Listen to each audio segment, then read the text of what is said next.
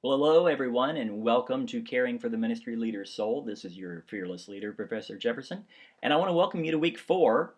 Week four? Yeah, week four. At the end of this week, we're halfway done. Are you kidding me? That's amazing. It's November. Yes, November's a big deal around here. On the 14th, my oldest son turns 22, and then on Thanksgiving, we always have Thanksgiving here. We kind of call it the tribe. There's a whole lot of people here that are not that don't have family here, and so our family are too far away to really go, and so we all have them over to the house. And last year, one of the girls brought her new boyfriend. He's from Brazil, and he had never done Thanksgiving ever, and he didn't even know what it was. She had to explain it to him. He loved it. He ate turkey till he couldn't. He kept doing that. He was excited. So it just kind of threw me off because we kind of think in American terms, right? Everyone celebrates Thanksgiving. No, they don't in Brazil. So he is now a Thanksgiving fan. So we'll do that, and then on the 28th, my wife and I will celebrate our 25th wedding anniversary. So pretty cool. November is pretty cool here around this time of year. Okay, so week four. Last week we talked about barriers to your spiritual growth, and this week we're going to be talking about. You're going to be interviewing somebody about margin. How do you create margin in your ministry? A Christian leader can be a pastor, can be a worship leader, a youth pastor, a Sunday school director, somebody that you respect, somebody that's in parachurch, anything, but somebody that you really respect, and it can be about how they create margin, or it can be about how they haven't created margin. And I am going to link an article that I read this morning by Tullian Tavitian. Remember, we read about him the first week about him dealing with the church when he first came. And this is written today. As many of you know, he actually committed adultery on his wife. He resigned from everything. He's out of the ministry. And the article is really uh, a good thing to read because he talks about our identity. What was truly his identity. And it hit me this morning as well. I was in ministry for 15 years and full-time pastoral ministry, and now I'm not. And people still call me Pastor Jeff. And it's a weird thing to me. Am I still Pastor Jeff? So, so that's something that as you interview these people, maybe they'll tell you, I'm not creating margin in my life, but here's how I want to.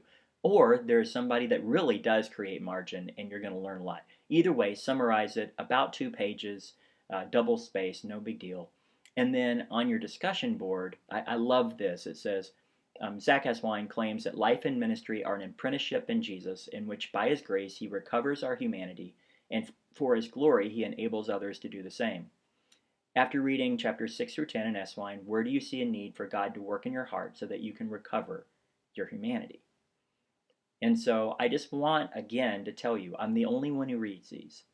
And so I've really been enjoying that intimacy that we have, that I'm a pastor and a counselor, and you guys have been writing some pretty deep stuff. And knowing that I'm the only one that reads it, I hope that gives you some freedom to do so.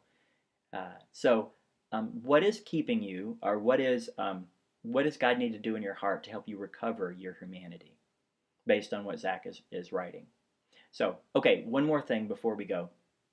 I worked for 6 years in a psychiatric hospital, and right now with the tragedy down in Texas, people are talking about this is an issue of mental health. And believe me, in the shootings, there's a gun issue, there's a mental health issue, there's all kinds of issues, right? But I just want to kind of throw this out here. I worked with mentally ill people and severely mentally ill people, and 99.9% of people who are severely mentally ill are not dangerous at all. They're not going to go get an AR-15 and shoot up a church. They're not. And so I don't want people stigmatized who have schizophrenia or have bipolar disorder or whatever. I don't want that to happen. Um, and you know what? We really know the answer, don't we? It's evil. Evil's real. We live in a post-truth world. that claims there is no absolute and that there is no evil. And, as Screwtape would say, that's the perfect way to hide. There is evil. And the darker the night gets, the brighter the stars shine. We are to shine like stars in a crooked and depraved generation, Paul says to the church at Philippi. So I want to just encourage you, don't be afraid. Share Christ. Love people. Love people even in the midst of all this tragedy.